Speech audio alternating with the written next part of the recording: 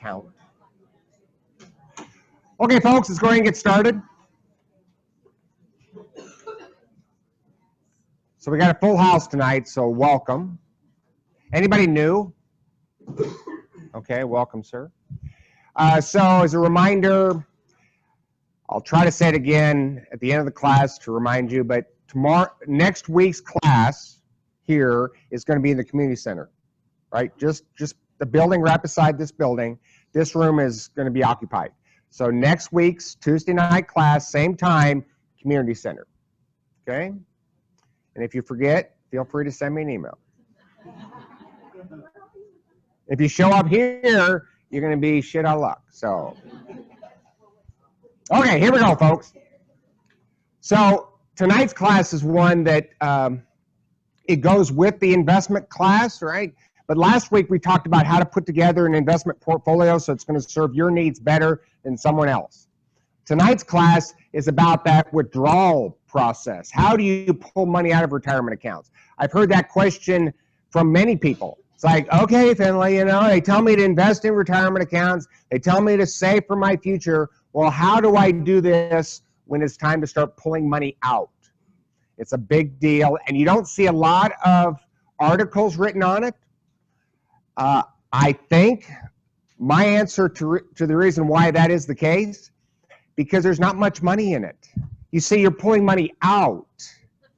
You see, when you're putting money in, there's money in it for other people to be educating you on the process. But when you're pulling it out, you're actually taking money out of the hands of the industry.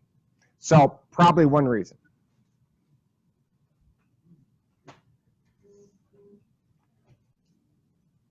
Well, my little device isn't working. Okay, it's working now. So it's about identifying a strategy. In other words, you want to have a specific strategy in how you're pulling money out of one account versus another. So when needed, you pull money from stocks when they're up.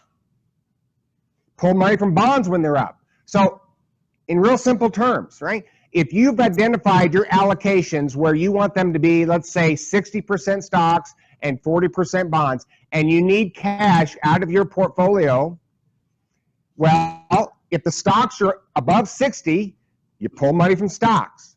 Don't worry so much about what markets are doing. You're pulling as you're getting back to your allocations. So basically, you're rebalancing as you withdraw. Now, again, we've talked about rebalancing. It's rational, it's smart, but it can be hard because you're selling your winners. You're selling the stocks that went up the most. And we'll get into more detail on that. Same thing with bonds. If bonds are up and stocks are down, and you need to decrease your exposure to bonds in your portfolio, you'd pull money from bonds.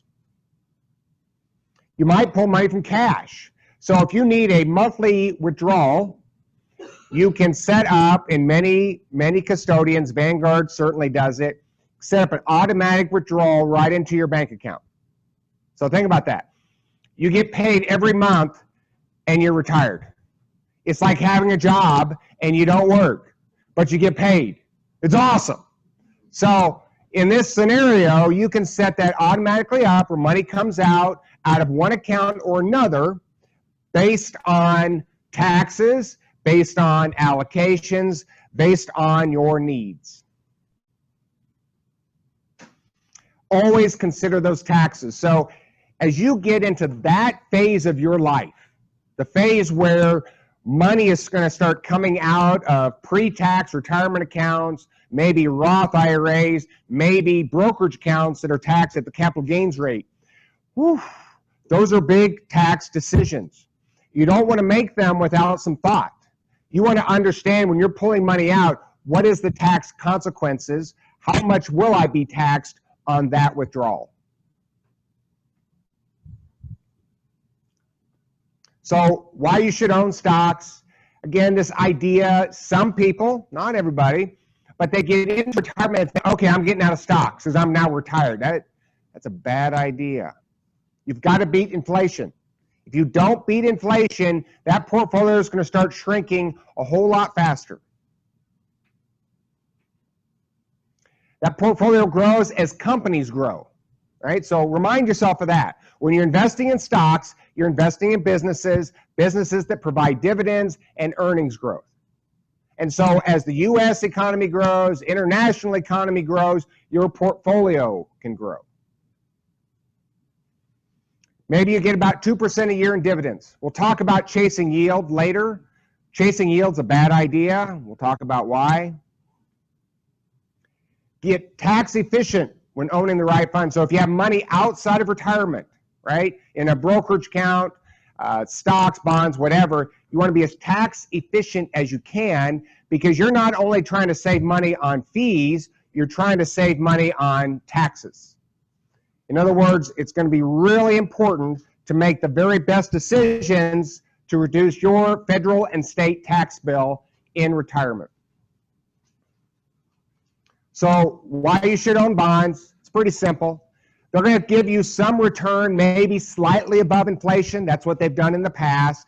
Probably going to be pretty close to an inflation rate. But at least they shouldn't be losing to the inflation rate. Probably the biggest reason to have bonds in your portfolio, probably the number one, is that volatility. Having high quality bonds, right? High quality government corporate bonds, no junk. That money is going to go up when your stocks are going down. And you need that in retirement. And of course, they provide that consistent interest income. So your bonds should be paying interest every month. Every month they produce interest that you either reinvest or you take out for your current needs. We'll talk about that a little bit as well. And of course, they lessen the bad years. Meaning, right, somebody has a lot in stocks and they go down, right? Well, it's going to take a lot more to get them back up. So bonds can lessen that effect. Now, saying that, what percent you have in stocks, we talked about this last week, could be 60%, 50, 70, 40, 80. You've got to know yourself. Because some of this is, who are you investing for? Could be your needs, could be your heirs, could be an organization, a church. So the stocks are there for you to live a long time or for someone else who will be. Why you should own cash? Well, you have a place to get it, right? So let's say there's a time period, and this doesn't happen very often. Stocks and bonds are both going down at the same time. Can that happen? Yes. But if you have the right bonds, high quality bonds, they rarely go down with stocks. They tend to go up. So 2008, right? Most of us lived through that. Stocks did what? Right? Guess what high quality bonds did? They went up. Made about 5% that year. So as stocks were losing in the 30 percentile, U.S. stocks, international stocks, high quality bonds were up about 5% in 2008. That's exactly the kind of bonds you want to own. So you have cash when you need to get money fast. So we've talked about having buckets, stock bucket, bond bucket, cash bucket, and maybe a real estate bucket. So getting that cash quickly is an easy way to cover what needs you may have. It's not going to go up and down. Talked about this. Yes, there's no market risk, but the key with cash, we got to make sure that we don't have too much in it because inflation's going to eat it up. And again, this is a psychological thing. A lot of people, especially as we get older, cash makes us feel safe, but the truth is it's losing value day by day by day. So we have to overcome that thought. We have to understand that cash is there for short-term needs. It's not there for growth. It's shrinking. The value of it is going to continue to shrink over time. So keep what you need in cash, but generally no more.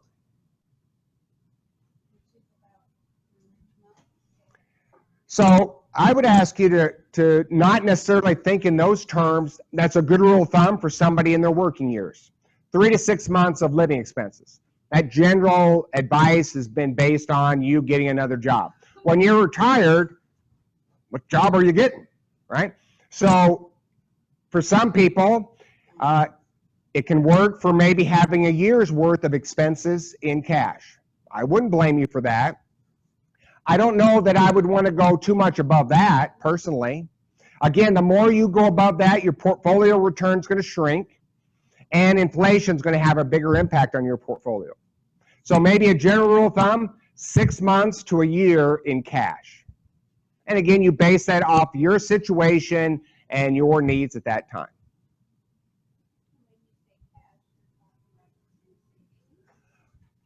For me, I'm talking about the Vanguard Prime Money Market.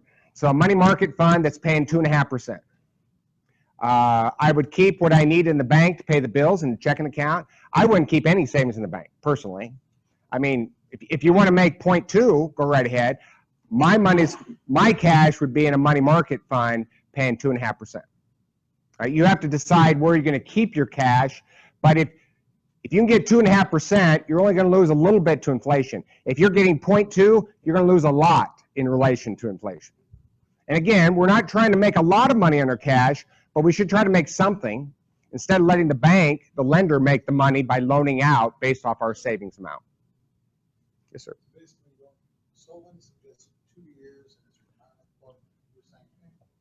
There's nothing wrong with that, and we'll talk about using 2 years. You can use 2. My point there is cash makes people feel safe. It's not. You're not safer with cash. You're actually less safe because inflation's eating it up. So you got to work through this. Again, a lot of this is psychological. You know, there's basic math involved with all this. We'll talk about it. At the end of the day, you got to figure out, you know, what does it take for you to sleep well, and gathering the knowledge may help you reduce some of that allocation to cash. Vanguard Prime Money Market accessibility 2 business days? 2 business days, that's right. So let's say you have a need for $5,000.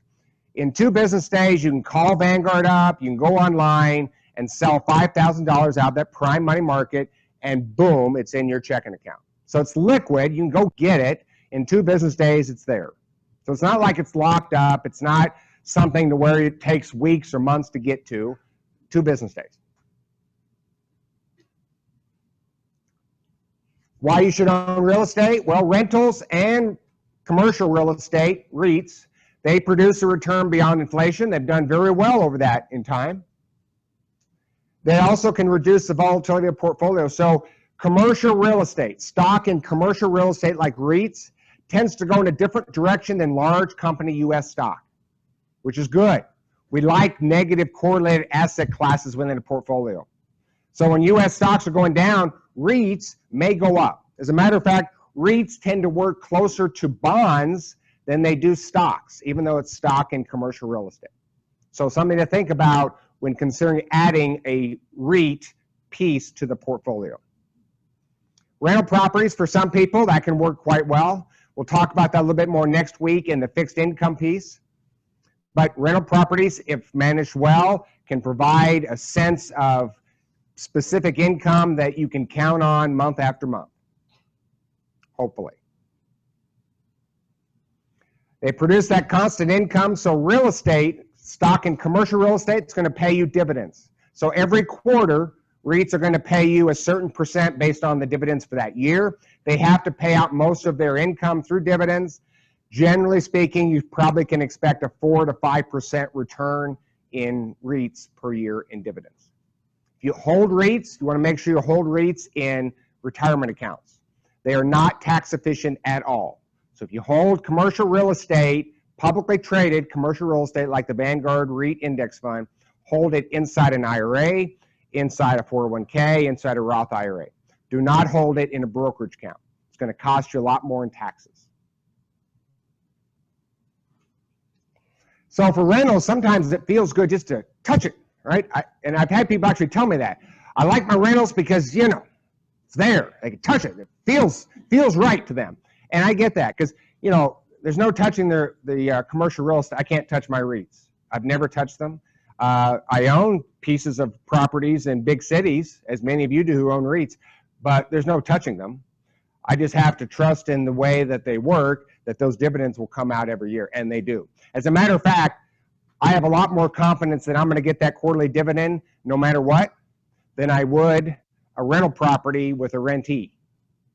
Generally, they're going to pay, But as some of you who own rental properties know, not always. So some questions. Again, what are your income needs? What is your risk tolerance? Now here we're in retirement, right? We're starting to address these issues as we're now entering or maybe into retirement a few years. Your tax situation, has it changed? Because all of a sudden, what about Social Security? Social Security is being affected by how we withdraw funds. And then your time horizon. Talked about this. Time horizon isn't until retirement because you may be in retirement. Your time horizon is till death or beyond.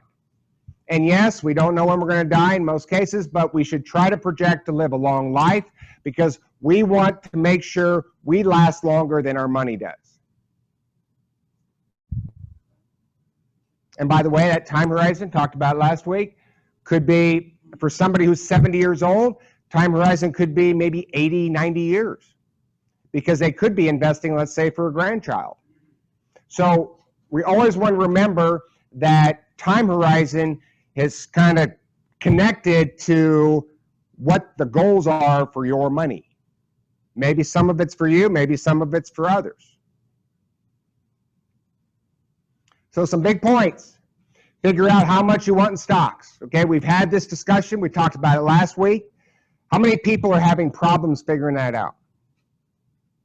Okay, good. Good. I'm happy to hear that. You need to figure that out. And some people say, well, I don't know. Well, you got to figure it out. There's nobody who's in a position to tell you what you should have. Nobody. I can't tell you that. I can try to help you, but at the end of the day, you got to figure out what you can live with. And of course, we talked about this last week, you just got to get those costs as low as you possibly can. By squeezing out the fees of your investments, you will end up with bigger returns over time. And generally, that's a dramatic effect as the years and decades go on. And by the way, and this is not a small matter, let's say you move your money to Vanguard index funds and you live to 95, you pass away, you leave that money to your kids or grandkids. Well, we have a lot of research that shows that people invest wherever their parents did, wherever their grandparents did. So if you leave money in index funds at Vanguard, it's likely they're going to invest right there. And you're going to set them up for success for many years to come. The opposite can happen too. You leave annuities to kids and grandkids, they tend to end up with annuities. Crappy, high-fee annuities. So get a plan when it comes to withdrawals. We're going to be talking about withdrawals. Get a plan. And stay flexible, right? Life changes. Listen, I'm not here to say there's one way to do this. You may figure out, okay, this is my plan. And then you're going and all of a sudden life changes. Maybe you lose a spouse. Maybe other factors come into play. Well, you stay flexible. You adjust on the fly if you have to. So some paying tax issues, federal state income tax. For the most part, your pre-tax accounts, money coming out of IRAs, 401ks, it's going to be taxed just like ordinary income. Except you're not going to pay any FICA tax, no Social Security tax, 7.65, but you're going to pay federal income tax, state income tax. Now, anybody retiring down south? Florida, Texas? So, I'm going to give you some ideas. Take it for what it's worth. So, a strategy that a person could use here, right? They put money in pre-tax retirement accounts. That's where a lot of people's money is. And boom, they got all this money, and then they have to start pulling it out, right, in retirement. Well, if a person got that tax benefit going in a place like Iowa, and they decided to retire at a place like Florida or Texas with no state income tax, they never get taxed on that money, ever, at the state level. Federal level, yes. State level, no. So, something to think about, right? If you're ever contemplating retiring down south in a no income tax state, your money, your pre-tax money, could actually never be taxed from a state perspective, which could save you quite a lot of money. Same goes for qualified annuities. So qualified, money going in pre-tax. Qualified annuities are pre-tax accounts. Cash value life insurance, taxed just like ordinary income. So money coming out of them is going to be taxed just like your job, except, again, no FICA tax. Most people, please, I'm saying most, I'm not saying all, most people in normal circumstances in the state of Iowa, you could generally have 10% federal, 5% state withholding on your withdrawals. So for example, you're pulling money out of an IRA at a place like Vanguard, they're going to ask you, how much withholding do you want?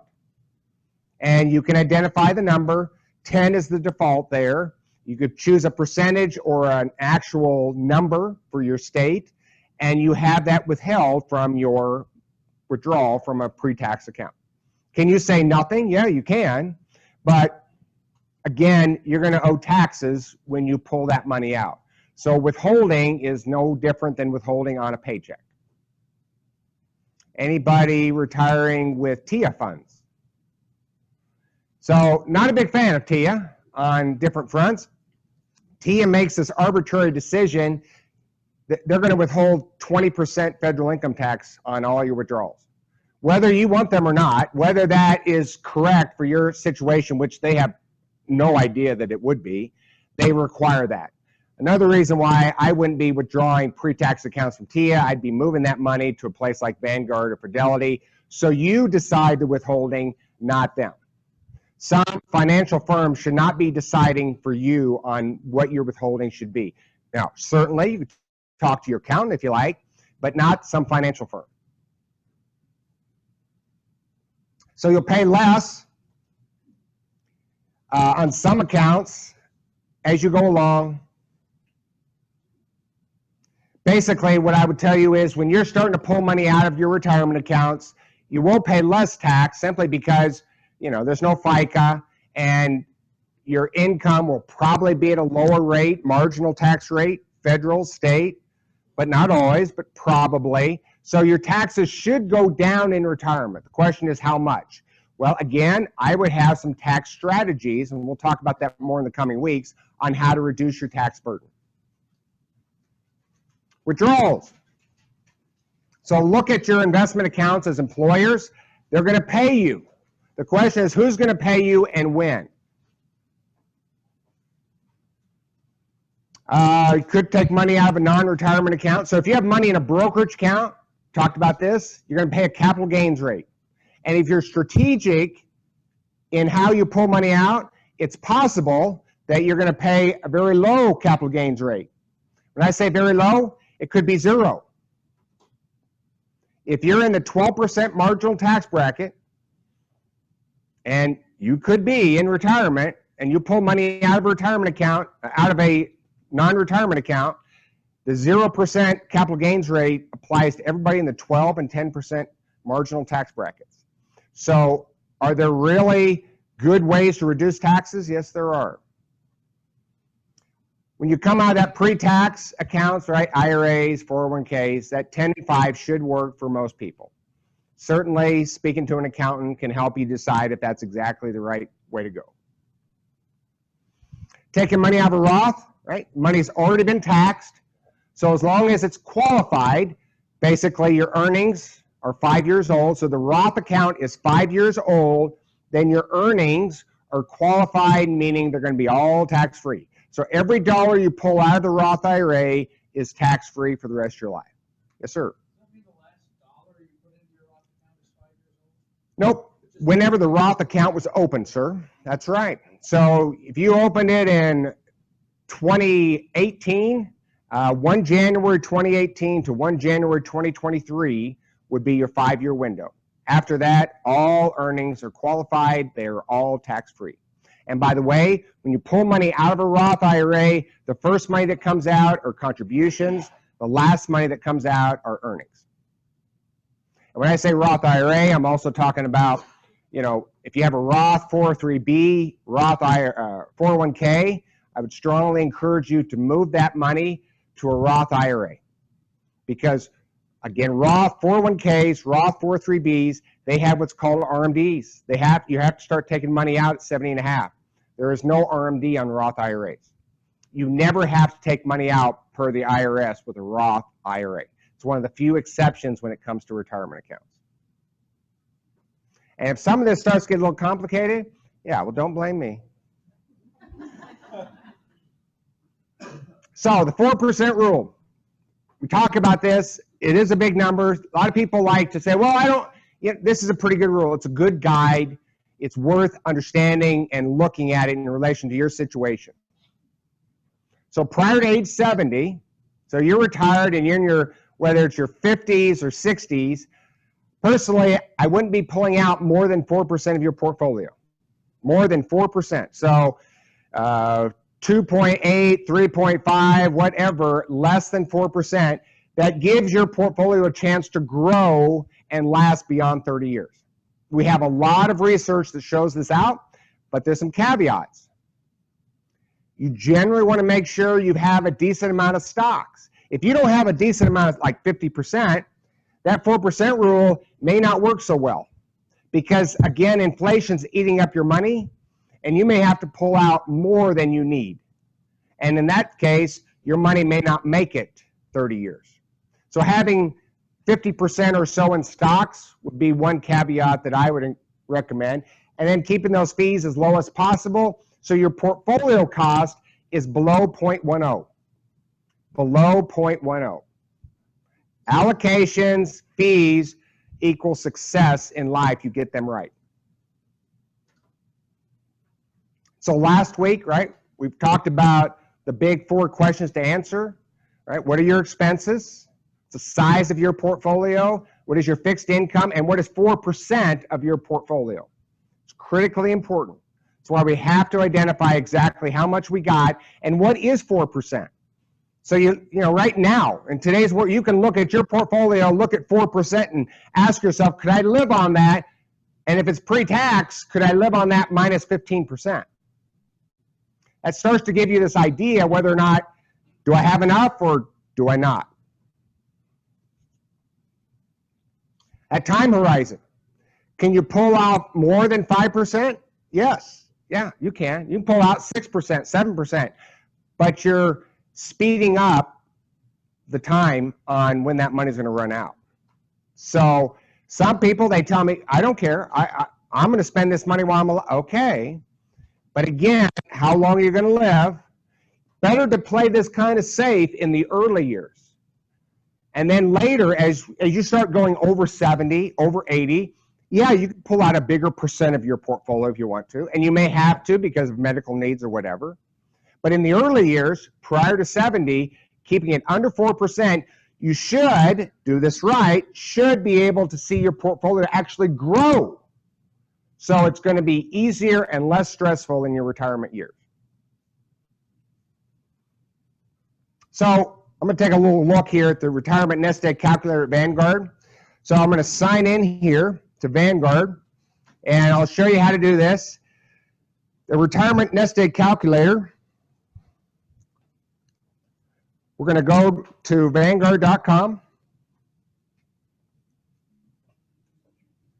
And as he does this calculator basically helps you start to run some numbers to see if your probabilities are pretty high or not. So in this case, all you do is go into the search engine. After we type in Vanguard with an A, and no slash, but it'll work. Vanguard.com. There we go. Just go right there. It's fine. And then you hit the search engine after personal investors.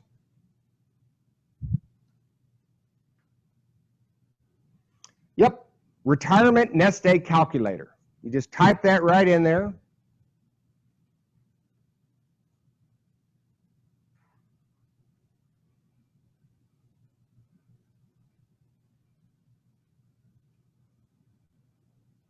Let's try a space between nest and egg.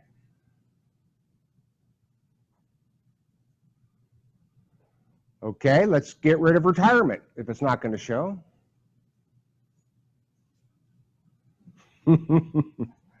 Okay. Search results. Well, that doesn't make any sense. Maybe you gotta calculate retirement and death and age and calculator. Oh my goodness. No, I promise you, that's all you need here, folks. Done this a lot. It was available down below once you start typing it in. Down below. We're at? Retirement, withdrawal, calculator. Right there. Huh.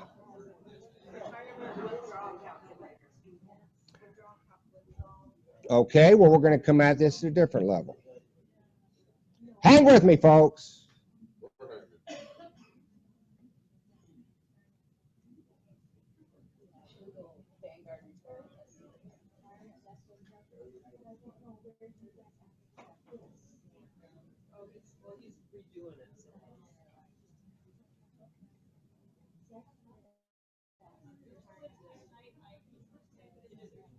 Yep, there it is.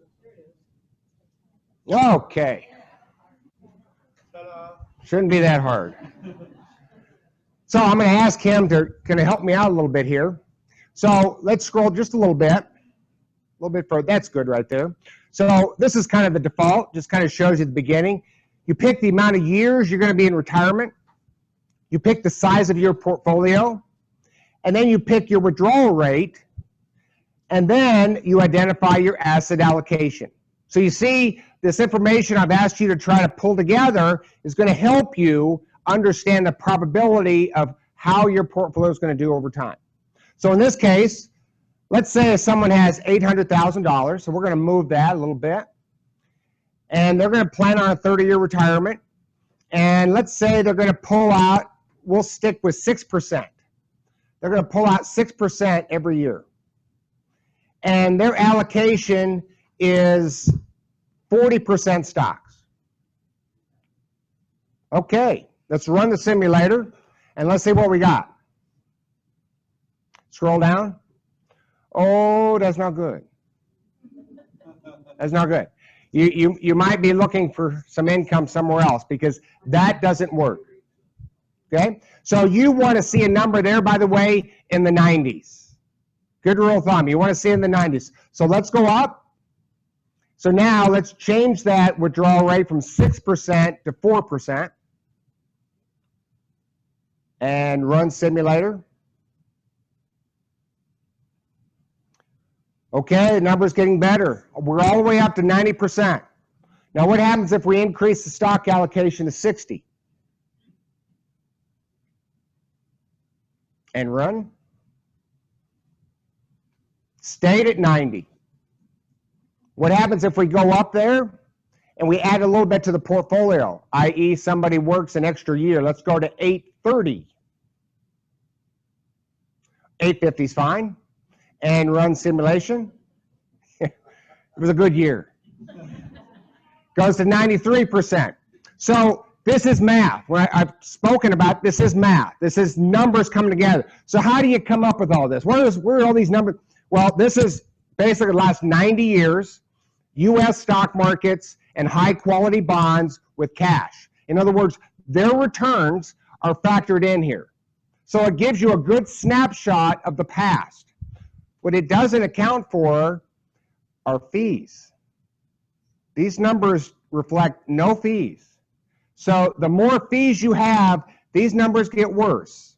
The lower your fees, these numbers come closer to what they're actually showing. So you can run this and start to do your own calculations as you try to devise whether or not you're going to have enough money with about a 4% withdrawal rate. Now, the good news is this also does not factor in international stocks at all. So by including international stocks, diversifying, so again, you have some negative correlated asset classes going up while stuff's going down. These numbers should look a little bit better for stocks. Now, they could look worse for bonds. This time period was pretty darn good for bonds. Interest rates were going down for a lot of years. Well, where do you think they're going now? They may go down, but they're probably going up. So bonds may not be as good. Cash returns. You know, cash is normally held at maybe 3.5% return. Well, who's getting 3.5% on their cash? Right? So the cash returns may not be as good. So you're getting a snapshot of the past. I think this is a great way to give you an idea of what kind of allocations you might have based on your portfolio, based off your withdrawal rates. But just don't look at this like it's gospel. Like, oh, I'm good. Because you could run it. Let's go back up. Pull out 3%. And run. 2.95. 98%. So your money's probably going to make it. You're probably good to go at that withdrawal rate. Now here's the problem. You know, can you live on that? And do you want to live on that? I mean, do you want to be the richest person in the cemetery?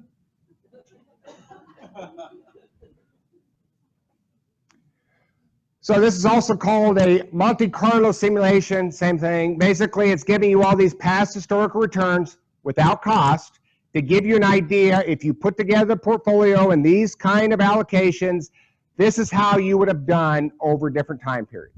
So feel free to use that, whether you do it from Vanguard or you Google it, it's out there. Yes, sir. That accounts for the return of the S&P 500, for example, over many of those years. The good years, the bad years, every year. So, and it's different time periods. So that's a very good way to get historical averages, even though some were really high, some were really low in different time periods. That's right.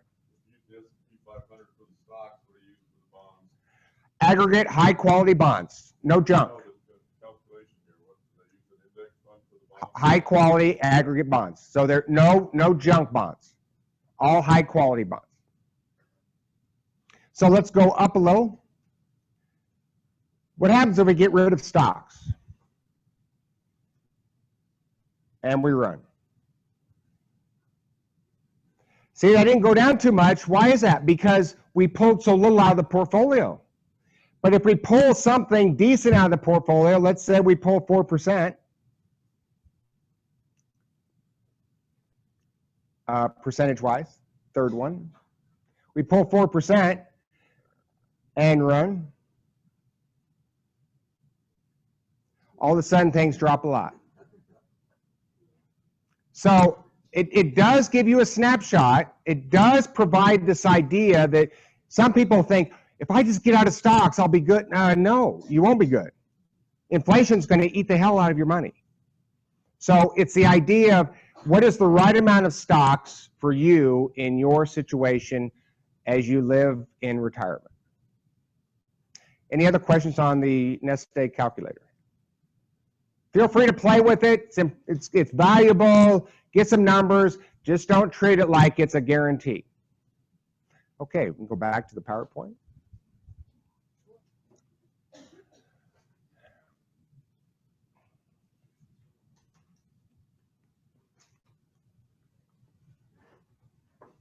So an example, so let's say somebody has $600,000 in their portfolio. That's their big number. And by the way, people out there who say, well, you need 2 million, you need 5 million. Bullshit. You need what you need based off your expenses, okay? So don't let anybody out there tell you there's a certain number you need. So in this case, somebody takes 4% out of a $600,000 portfolio. That comes to $24,000 a year. Meaning they could pull that out, right, if needed, for their expenses. So in this case, you need $1,500 a month. $1,500 a month, right? That comes to $18,000. So what accounts will you draw it from? Now, why does somebody need $1,500 a month? Well, maybe they have some fixed income, maybe a pension, maybe Social Security, maybe immediate annuity, maybe it's some kind of small income from a job, part-time. Maybe they've gotten their expenses down, so they only need $1,500 a month. They don't need more than that to pay the bills. Question is, what where do you take that from? Do you take it from pre-tax accounts, non-retirement if you have them, Roth accounts if you have them? Because you're always factoring in taxes with this scenario. So at 50% or more in stocks at low fees, that should work, even if you're taking money out for taxes, i.e. 15%.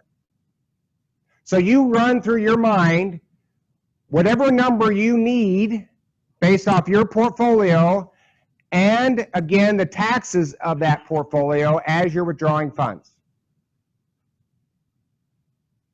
That's good till 70 and a half. Then the RMD takes over. The RMD takes over at 70 and a half. The first year it's going to be about 4%. About 4%. And again, that's a general average. It's based off your actuary tables. So you're going to have to take that out, whether you like it or not, out of all of your pre-tax retirement accounts, including Roth 401ks, Roth 403bs. And so, if you don't need some of that money, by the way, you could reinvest it inside a brokerage account and get capital gains on that. So it's not like you have to spend it, right? Now, you can if you want to, right? But if you don't need it, and you could actually put some, so for example, you need 3% of your portfolio.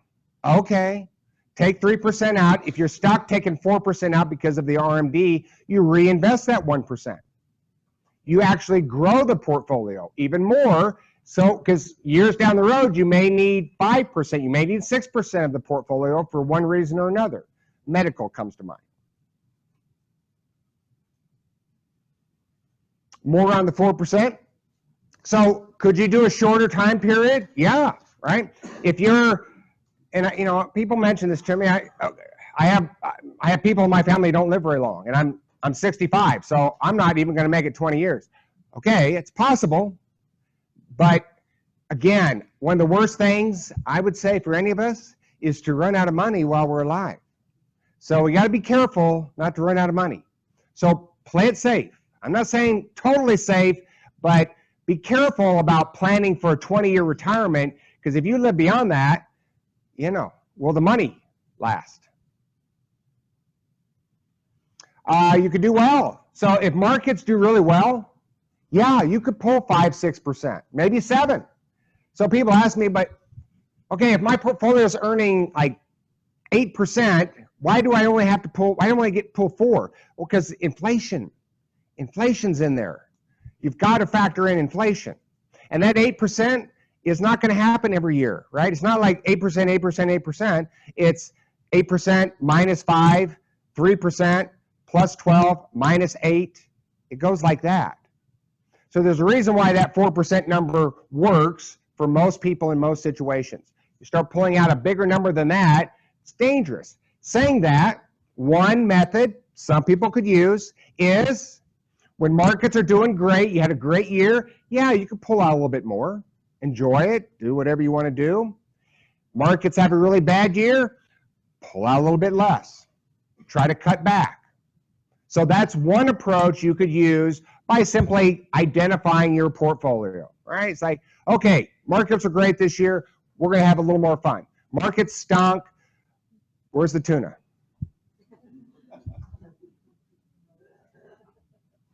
So higher allocation to stocks, that's one way to basically grow that portfolio over time, but it's going to be more volatile, right? Whether it's U.S. stocks, international stocks, you should see more return with more volatility. And for some of you, that's just fine. For others, you just don't want to run out of money. I know I've said that more than once because it's a big deal. And people like me, I don't want you to run out of money. And I sure as hell don't want you coming back at me and saying, Finley, I ran out of money, what the hell? I don't want that. Please don't do that. I may not answer the door. So, some techniques. The 2-year approach, the 1-year approach, the monthly payment, and the on occasion. So we'll go through all 4 of these approaches. You want to figure out which approach is going to fit you best, right? There isn't one perfect approach. Again, what is the approach that you think is going to work for you? And you may change it. You may change it over time to a different approach. But with these 4, you should find one that you're going to find easy to work with. So first, let's start with somebody needing $4,000 a month for their expenses. And they have fixed income coming in at $2,000 a month. Could be Social Security, it could be a pension, could be income, could be anything. So that means they need $2,000 a month from their investments. That's what they need. So they weigh their options on, okay, so I need $24,000 this year for my portfolio. It's less than 4%, so I'm good to go there. But what do I do? How do I pull that money out? So in this scenario, we got somebody with $800,000. So 4% of 800,000 is 32,000. So with that scenario, right, we're pulling out 24,000. And by the way, that 2,000 included, you know, the yearly expenses too. So you pull out 27,200, right? You pull that out, you pay the 15% tax to get you to about $24,000. You follow me on that? So you got to pull out more than 24,000 because you're pulling it out of a pre-tax retirement account. And you're going to be paying federal and state tax in a place like Iowa. You wouldn't be paying tax in other states like Texas or Florida or Wyoming or Nevada. So in this case, if you pull 27.2, that ends up being 3.4% of 800,000. Right? So you're good to go. You pulled out less than 4%. So in that scenario, you're good to go. Again, a lot of this is math, because you're accounting for those taxes as well. Make sure you, now, if you're pulling that money out of a non-retirement account or a Roth, there's really no accounting for taxes. You've already paid taxes on the non-retirement. Again, if they're long-term capital gains, you may pay some, you may pay nothing. And the Roth, you'll pay no tax. So pulling money out of one account over another can also help you with the 4% rule. So here's the 2-year option. I'll give you a moment to read that, just kind of get it clear in your mind, and we'll talk about it.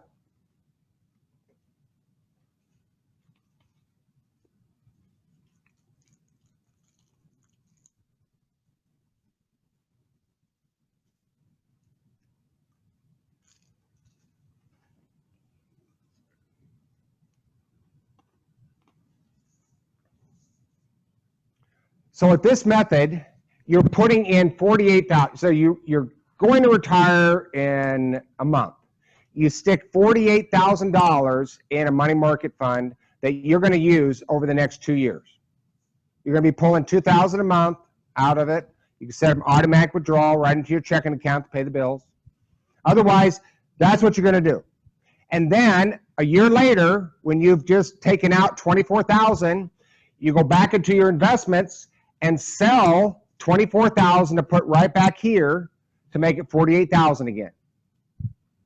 Now the nice thing with this, let's say your investments haven't been doing well. You could delay putting in another $24,000. You could say, I'm going to wait a few months until the markets do a little bit better because they kind of been tanking. Because you've actually got 2 years worth of expenses inside that account.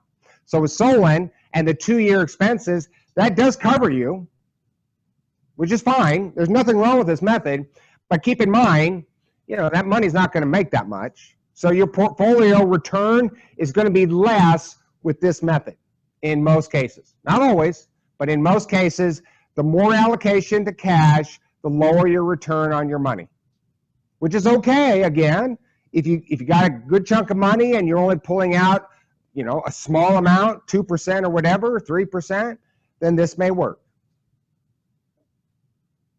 Anybody have questions on that approach?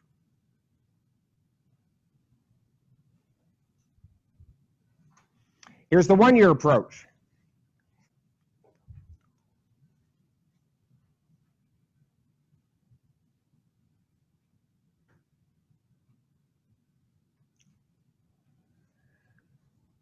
So it's not much different, folks, right? You're putting 1 year in the money market instead of 2 years worth of expense. That's all you're doing. But at the end of the year, you've got to replenish it. you don't have a choice. It's empty or close to it, other than whatever interest it made. So you have to put in money. You have to go into your portfolio, sell bonds, sell stocks to get in there. And again, when you're doing that, you're rebalancing. Generally speaking, if you got the right bonds in your portfolio, something should be up. Is there a chance they're both down? There's that chance. It's not high, but it's a chance. This is the method, personally, I think is most reasonable. You keep a whole year's worth of expenses. So you keep what you need, but you don't keep more than you need. So for some people, this is fine. For some people, that 2-year method is fine. You got to figure out what's right for you. But with this method, you should see your portfolio grow a little bit more because you're keeping less money in cash. And again, cash makes us feel good. It's not going to make that portfolio return higher. It's going to make it lower. Questions on the 1-year option?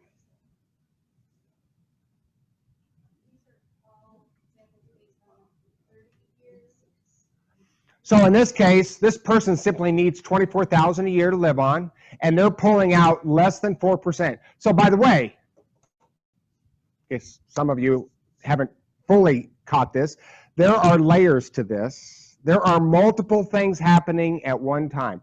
Yes, you're trying to pull out less than 4%. You're also trying to pull it out of the right accounts, withdrawing the right amount of taxes, and you're trying to make it simple so it's easy to have your money to cover the expenses per month and per year. There are some moving parts. And what I would ask any of you is, again, if you send me an email, I'll send you this PowerPoint.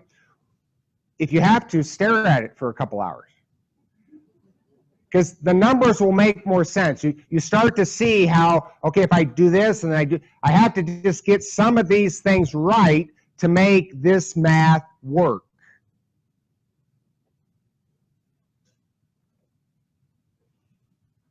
Here's the monthly option.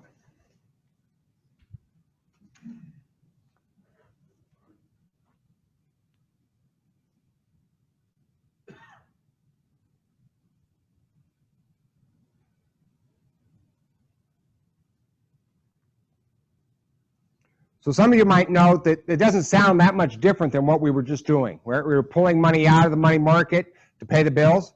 Well, in this case, somebody may have a much larger chunk of money in the money market. They have more than 1 year. Maybe they have 5 years worth of cash in their money market. Now, why would they do that? Because they're not really looking for any great returns on their money. They may be just trying to stay up with inflation. 4%, maybe 5%. And the reason they're doing that, they have so much money, they're not even pulling out 1 or 2% a year. So they're not really looking to take a lot of risk with their money, and that's okay.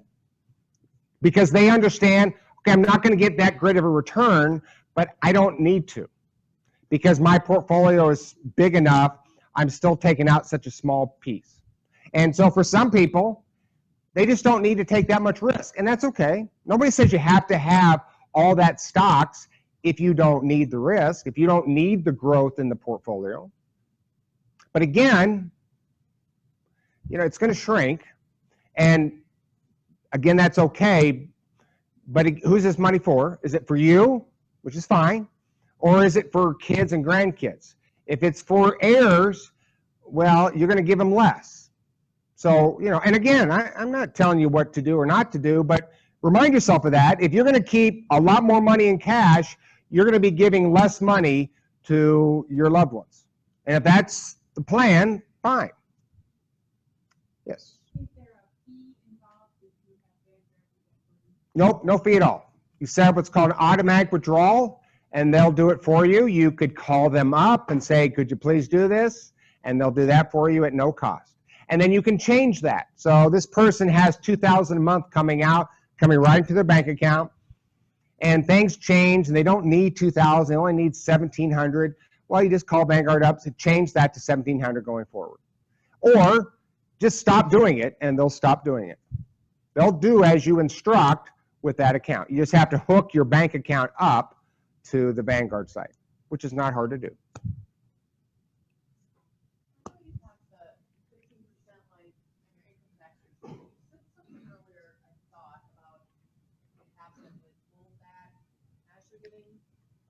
have withholdings on your IRA money, on your pre-tax money, just like a job, right? You have withholdings when you get paid, you have withholdings when they pay you. Because if you don't do that, you could have what's called under withholding penalty, right? The IRS, I don't know if you know this, they like their tax money and they want it. And they want it in a timely manner, right? And if you owe them too much, as a single individual, for example, you owe more than $1,000, you could be hit with a tax penalty for under withholding. So this avoids that. This avoids the under withholding penalties that you might incur. Okay? You would set that up through Vanguard? Oh, yeah. So, and they're going to automatically ask you, so you're pulling money out, let's say this money, because this money market could be in an IRA, it could be in a brokerage account, it could be anywhere. But in this case, it's in an IRA. So as soon as you set that up, they're going to ask you, do you want tax withholding? And you say, yep. And 10 is a default. You actually have to change 10. You can, but, and then they'll ask you, do you want state? Yes. Do you want a dollar amount? Do you want a percentage? Yes. And you just do that. And that will happen every single time going forward until you change it. So here's the good news about Vanguard. They're not going to nickel and dime you the fees, but they're going to only do what you know to do. Their job is not to tell you what to do. Their job is to help you do what you're trying to do. So always remember that.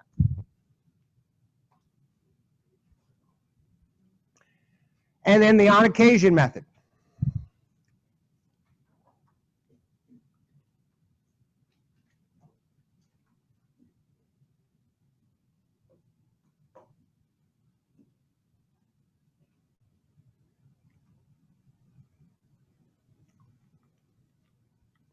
So with this method, you have enough income. You actually don't need any monthly withdrawals to your bank account to pay the bills. You have enough with other income. So you only go get it when you need it, right? That's the idea. And you can use this with the other methods as well. You go get extra money as you need it. Again, trying to keep it under 4% of the portfolio. And by the way, you keep your money at Vanguard, they have what's called the Portfolio Watch, and it's going to show you exactly how much you have in stocks, how much you have in bonds, how much you have in cash. It's going to give you precise numbers. So when you go on to pull money out, and you need to pull money out of stocks or bonds, and you're trying to get the allocations right, well, it's right there. It's right there. You just pull it out because you see that you're a little bit high. And we'll talk about that. So the 2% example. So I use this because life's changed a little bit. Used to be people would live on their interest and dividends. In the good old days where they were paying 4, 5, 6%. Right? If you could live on 5% interest and dividends, well, that's great. Your portfolio was shooting that out, and a lot of people retired with that mindset. Well, that's changed. We don't have 5% returns nowadays unless you want to take a lot more risk, i.e., you can invest in junk bonds. They're paying 5%. But remember, they're called junk bonds for a reason. They may go default. They may not pay. Matter of fact, some of them probably won't.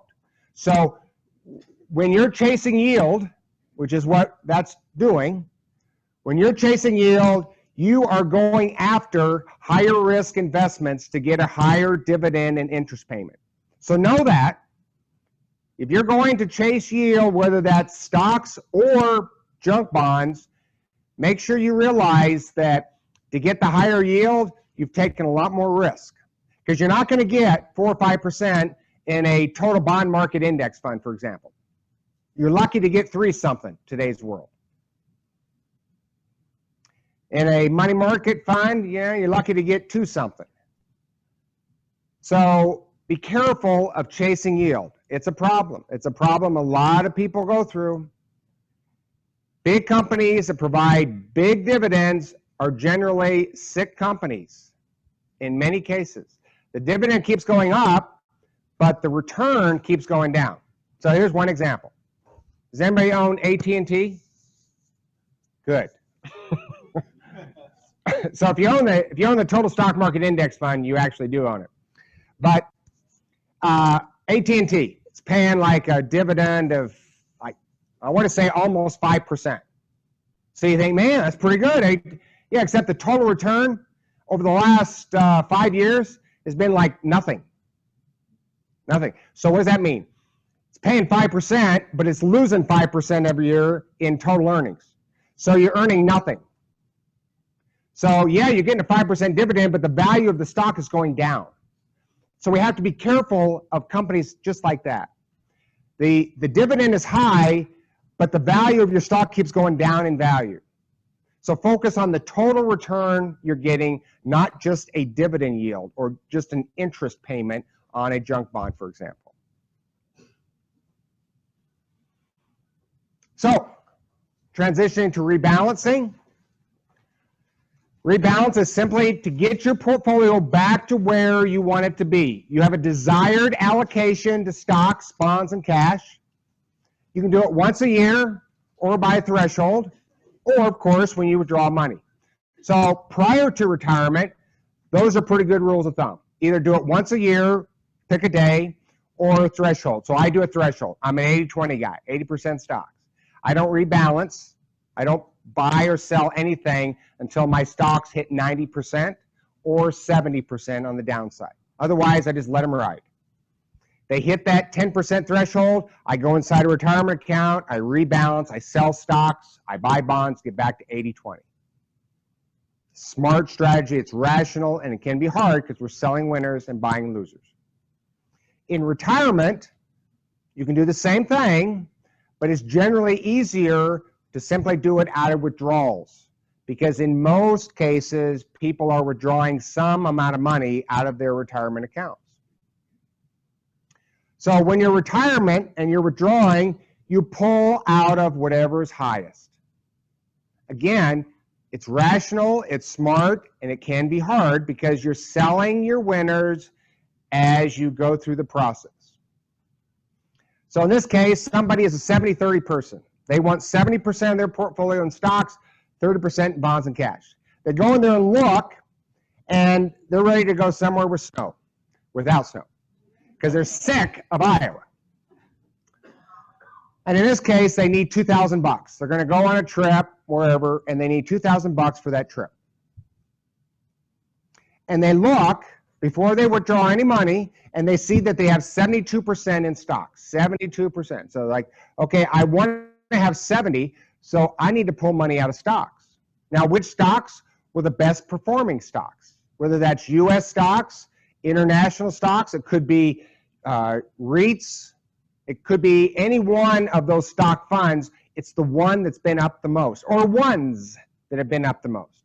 So in this case, they simply sell stocks, send that money to their bank account for their needs, and they get closer to a 70% allocation in their portfolio. And again, that is very rational, it's smart, but it can be challenging. It's very easy to say, I'm selling that crap that's not been doing well. Well, if you do that, your stock allocation is going to zoom up. You sell the bonds that haven't been doing well, and now your stock allocation is up to 76%. Well, that's not what you wanted. So again, try to be rational in a world that isn't always. Questions on that? So right there when you're doing that, is there maybe a gain on the stock that you have to deal with at that time? A what? A gain on the stock. Okay. So it matters where you pull that money from. If you pulled it from an IRA, it's going to be taxed like ordinary income. So there's no capital gains on any withdrawal from a pre-tax retirement account. If you pull that money out of a brokerage account, there is a capital gain that you will pay, or capital loss. That's correct. So, and again, if you pulled it out of a Roth account, nothing. So one strategy, and you know, be careful of this, but one strategy is to have stocks, bonds, and cash in each one of your buckets. From my experience, that's asking a lot. What does that mean?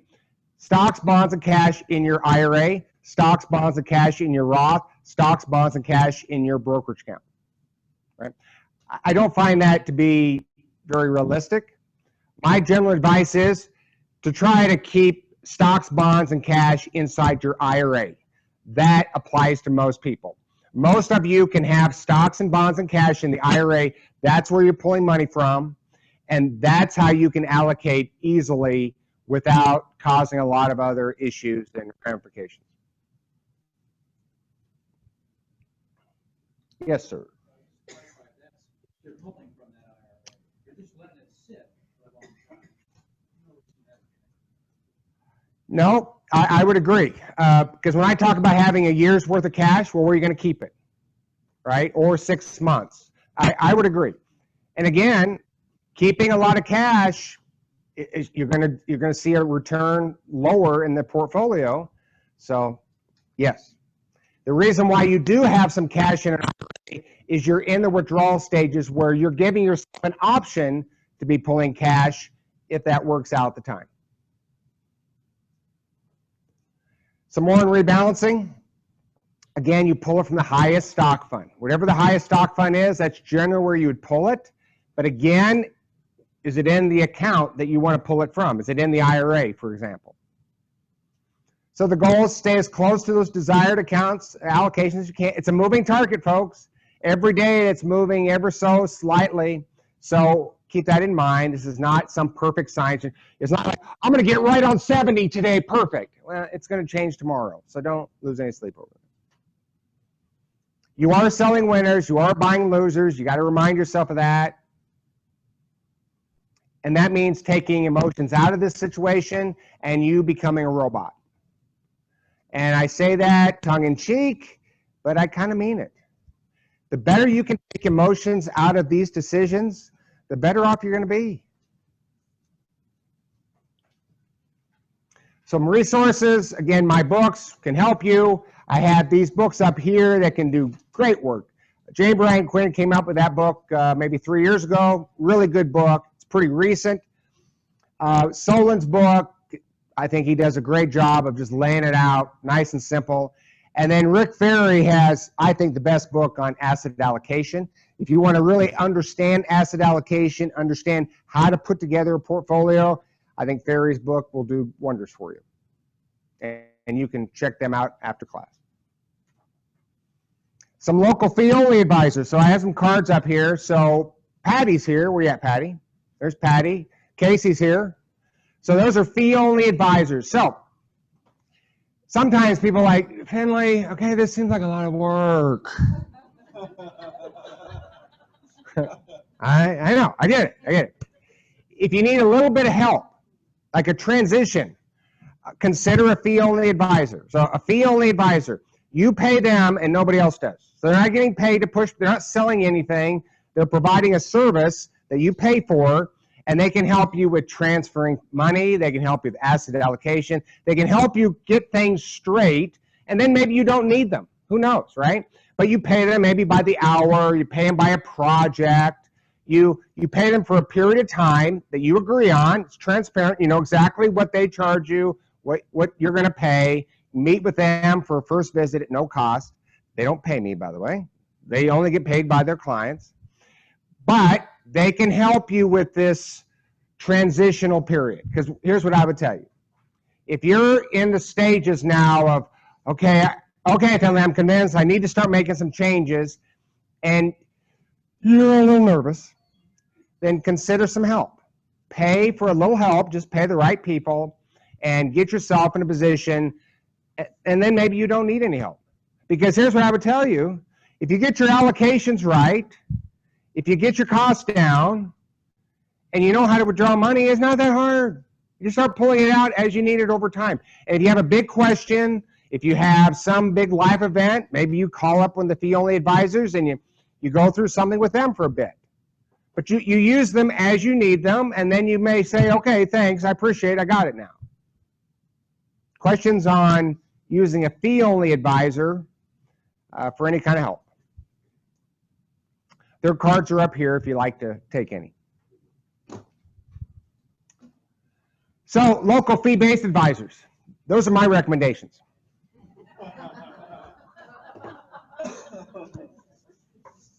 So, fee-based, right? People who get paid behind the scenes. They get paid to push products. life insurance agents, the vast majority of financial advisors, because we're talking Ameriprise, Transamerica, Edward Jones, pretty much most of them, because there's a lot of money in fee-based, because they're getting paid in other ways to shove stuff down your throat. They work for other people. They don't work for you. I would run away from them, folks, and if you got one of them, I'd get the hell out of there, because they're expensive, and they're going to end up taking your money, not making you money. Was that clear? Okay, questions? Any questions you may have so far what we covered on the withdrawal process? And I know this can be challenging. Does Vanguard have a maximum number of withdrawals you do in a year or a month? Nope. Nope. Now, saying that, so out of the cash, the money markets, and the bonds, you can pull money out whenever you want, no big deal. There is a 30-day period where if you pull money out of a stock fund, you can't put money back in it. So that's to keep trading activity low. It's not to lock up your money or anything like that. But they're not meant to be used to be pulling money in and out. They don't want you to do, it's not in your best interest, so forth.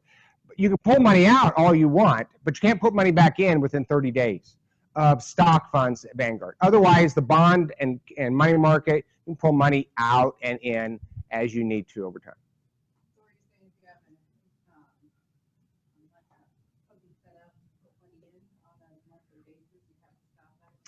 Yeah, that may be delayed. They may stop it for you because again, it's an active trading policy, and for one thing, that increases cost for them, and I would tell you it hurts the individual in most cases because they're doing too much trading within their account.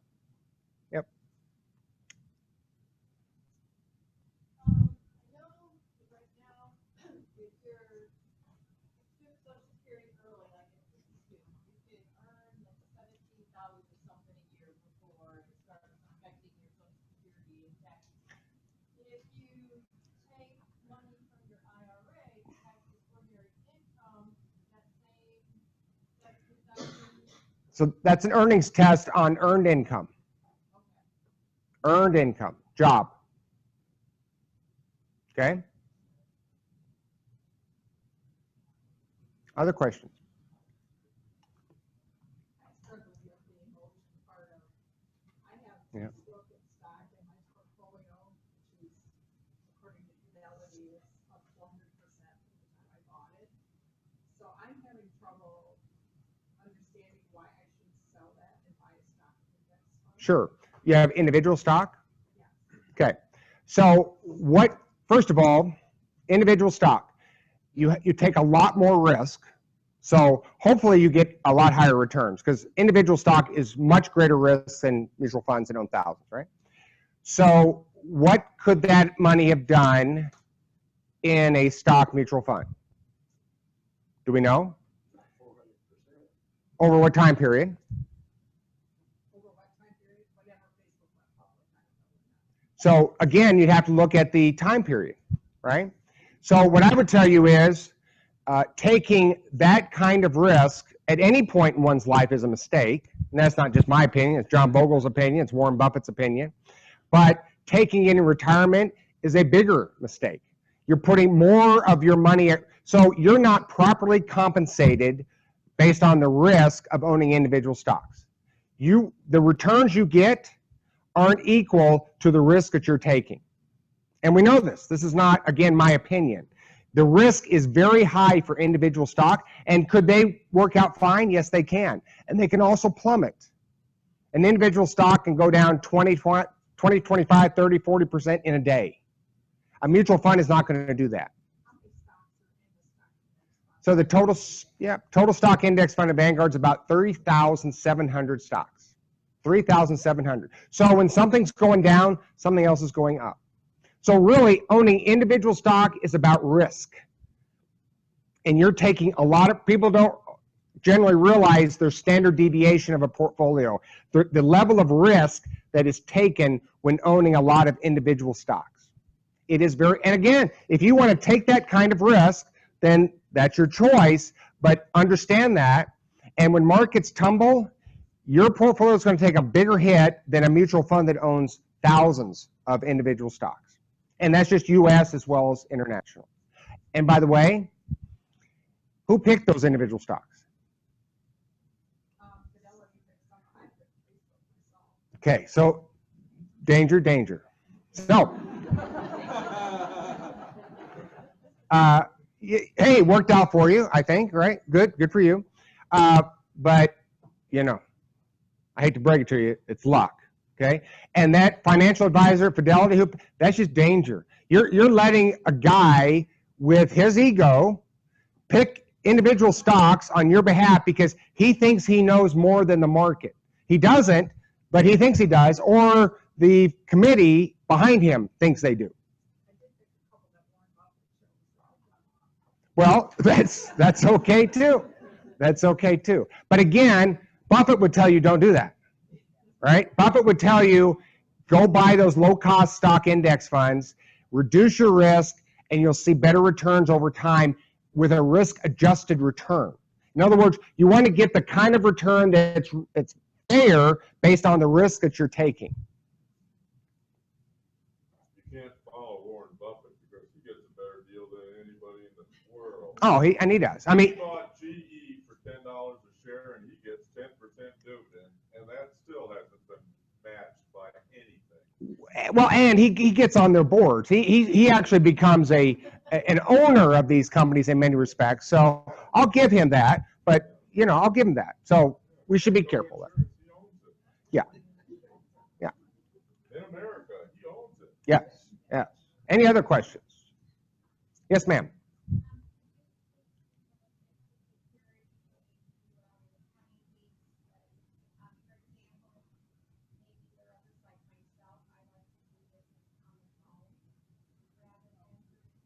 Yep.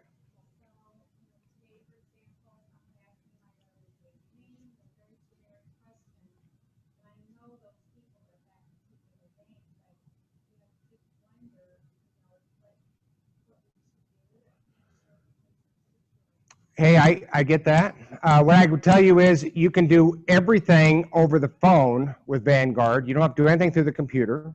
You can do it through the mail, over the phone.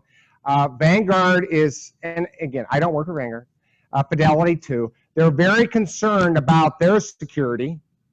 Vanguard is responsible for over $5 trillion. So their focus is on fraud. Their focus is on making sure that you have the privacy and the regulatory protection that you're supposed to have. Beyond that, you know, I can't say that we can't find ourselves in a bad situation that had nothing to do with what we did, but I would say it's unlikely at a place like Vanguard. I've been there 30 years and I've never had an issue. How many people are Vanguard investors in here? Who's had security issues?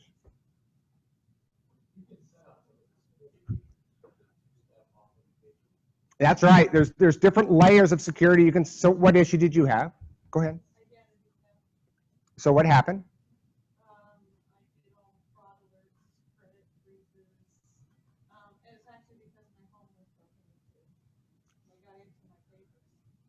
But what did it have to do with Vanguard? Oh, no, it wasn't that Vanguard, but it was like my state. Okay. And so then I had to. No, I understand. I had to call up and get freezes put on all the. Right. Wherever they I got it. But Vanguard didn't cause any of that. were. No. No. Okay. Yes, ma'am.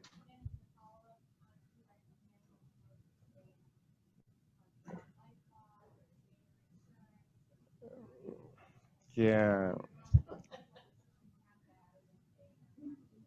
I personally, and this is a personal opinion, I think they play on people's fears for a lot of that.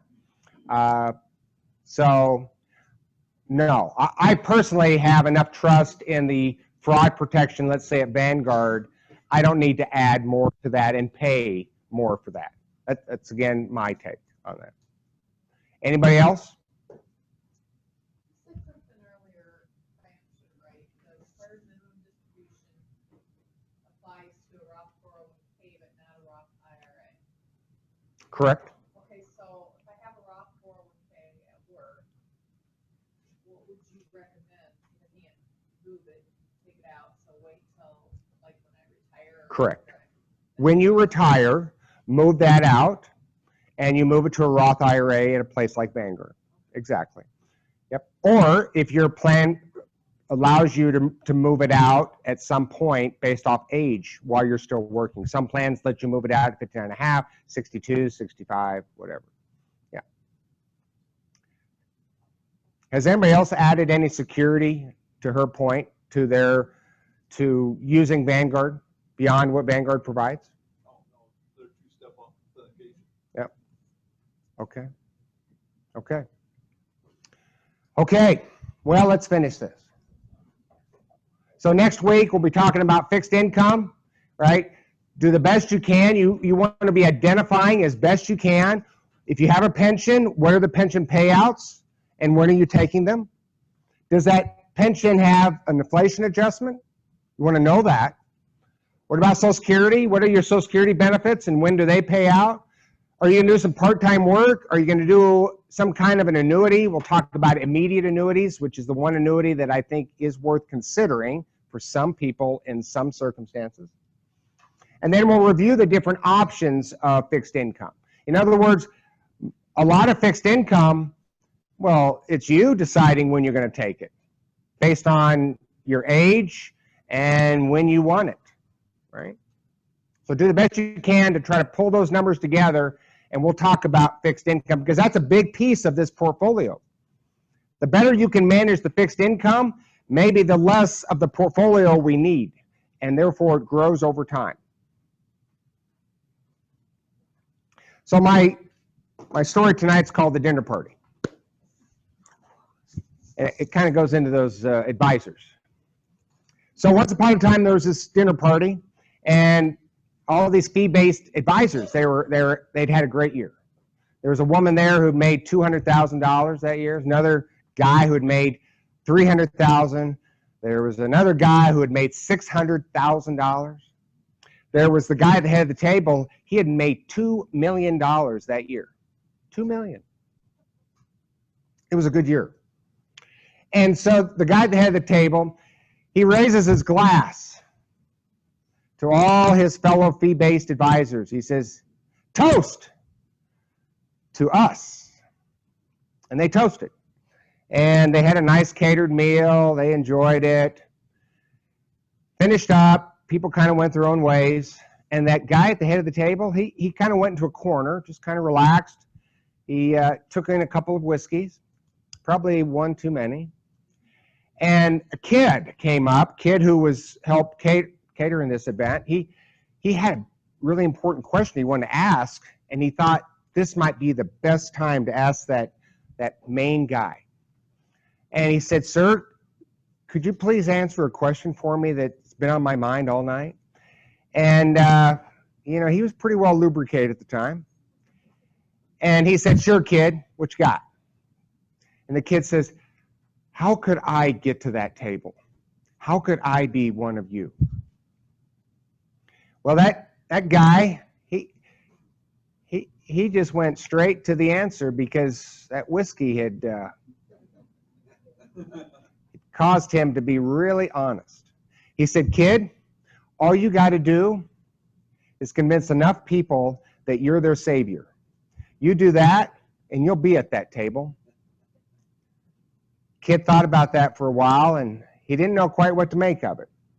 But there was truth to that statement. It's this idea that somehow somebody is going to save us.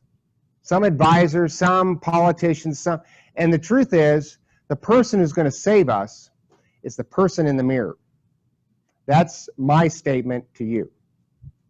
Thank you, folks.